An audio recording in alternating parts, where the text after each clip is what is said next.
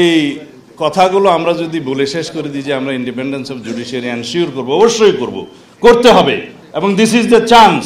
এইবার যদি আমরা ইন্ডিপেন্ডেন্স অফ জুডিশিয়ারি এনশিওর না করতে পারি আর কখনো হবে না। কিন্তু তার আগে ফ্যাসিস্টদের দোসর সেই 30-32 জন যারা হাইকোর্টে বসে আছে তাদেরকে অপসারণ করতে হবে, তারা যেন সেই ইন্ডিপেন্ডেন্সের সুবিধাটা না পায়। আর আপনারা সুপ্রিম জুডিশিয়াল কাউন্সিলের প্রভিশনটা জানান, আর্টিকেল 96, এবং সেই আর্টিকেল 96 আরও অনেক সাংবিধানিক প্রতিষ্ঠানের যারা পদাধিকারী তাদের ক্ষেত্রেও প্রযোজ্য হয়, যেমন ইলেকশন কমিশন আছে, অ্যান্টি কারাপশন কমিশন আছে, তাদের হয়। শুধুমাত্র একটা লাইন লেখা আছে যে তারাও একই প্রক্রিয়া অপসারিত হবে, যেই প্রক্রিয়ায় হাইকোর্ট এবং সুপ্রিম কোর্টের বিচারকদেরকে অপসারণ করা যায়। This is not much. আমি প্রপোজ করছি এর অনুবলে আইন প্রণয়ন করতে হবে। সেটা অবশ্য আমরা সংস্কার কমিশনের রিপোর্টে আমাদের পক্ষ থেকে বলেছি। সেই আইনের প্রেক্ষিতে তার অসদাচরণের জন্য, তার দুর্নীতির জন্য, অন্যান্য ইন্ডিভিজুয়াল ক্রিমিনাল লায়াবিলিটির জন্য তাকে যেন জাস্টিসে আনা হয়, তাকে যেন বিচারের প্রক্রিয়ায় আনা হয়, সেই ব্যবস্থা রাখতে হবে।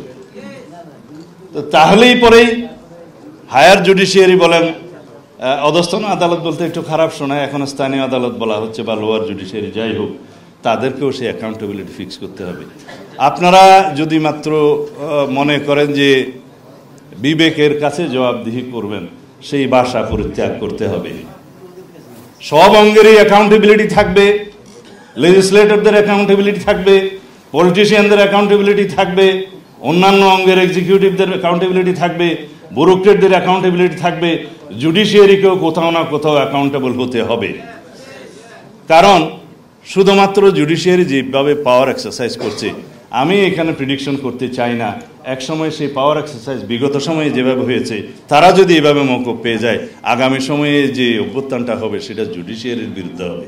ইলেকট্রা রেফ্রিজারেটর, খাবার তাজা তো জীবন তাজা। ইলেকট্রা, ফ্রিজের রাজা।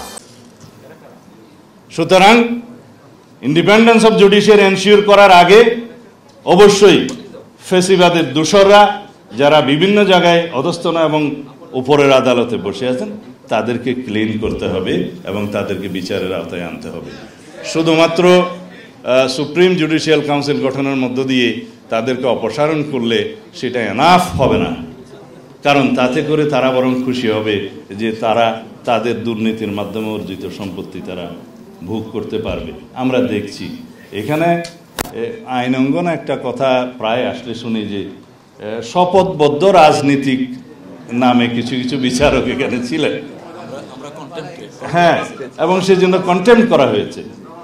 কিন্তু ছিল, আমি নাম নিতে চাই না, সম্ভবত এনায়েতুর রহিম ছিল।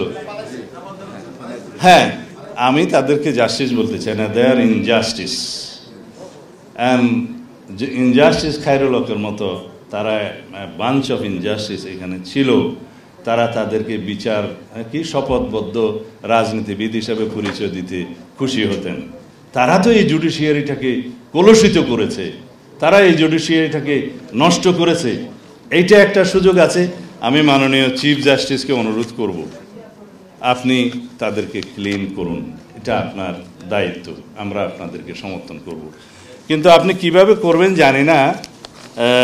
আপনার চারপাশে কিছু লোক বসে আছে, আমি এখানে যদি নাম ধরেই বলি, হোক কন্টেম্প্ট, মিস্টার তারেক মোয়াজ্জেম নামে একজন স্পেশাল অফিসার আছে চিফ জাস্টিসের অফিসে, এডিশনাল চিফ জাস্টিসের মতো, ডিবি হারুনের তলোয়ার সহ ফেসবুকে দিয়েছে যেটা নাকি ওবায়দুল হাসান সাহেবকে প্রেজেন্ট করেছিল।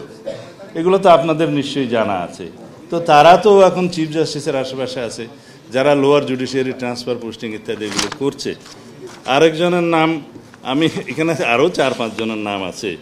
যেমন মনে করেন আরেকটা আছে মিস্টার আতিকুজ্জামান, ডেপুটি রেজিস্ট্রার বোধহয় এখন অ্যাডমিন হাইকোর্ট ডিভিশনাল। এটা বই লিখে শেখ মুজিবুর রহমানকে কি যেন উৎসর্গ করেছে ইত্যাদি, উনিও ওনাদের চারপাশে আছে।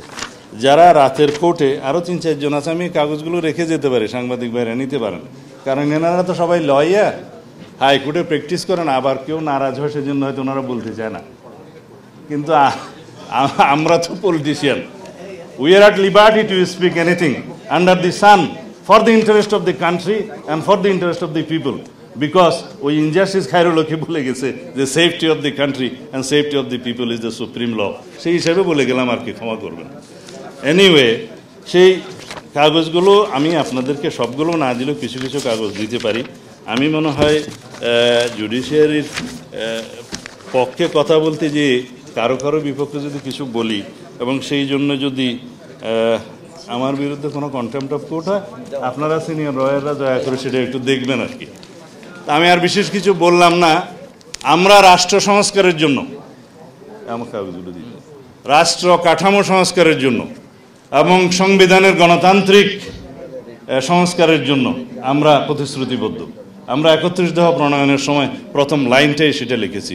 তার লক্ষ্য হচ্ছে বাংলাদেশের জনগণের অর্থনৈতিক মুক্তি এবং তার লক্ষ্য হচ্ছে বাংলাদেশের জনগণের গণতান্ত্রিক এবং সাংবিধানিক অধিকার নিশ্চিত করা। সেই জন্যই আজকে আমাদেরকে এই কথাগুলো বলতে হচ্ছে, ভেরি ডেসপারেটলি বলতে হচ্ছে। এবং এই সুযোগে যেন কোনো রাষ্ট্রের অঙ্গ এটা মনে না করে যে আপনারা অ্যাকাউন্টেবিলিটি লেস, সেটা যেন মনে না করেন। সবাইকে এই রাষ্ট্রে জবাবদিহিতা নিশ্চিত করতে হবে। শুধুমাত্র এক্সিকিউটিভ ব্রাঞ্চের ক্ষমতা কমানোর মধ্য দিয়ে যেমন রাষ্ট্রে ভারসাম্য নিশ্চিত হবে না, শুধুমাত্র নিশ্চিত হবে যে একটা harmonious cooperation in between all the organs of the state যদি আমরা এনশিওর করতে পারি। It is also essence of the separation of power theory, আপনারা আমার চেয়ে ভালো জানেন।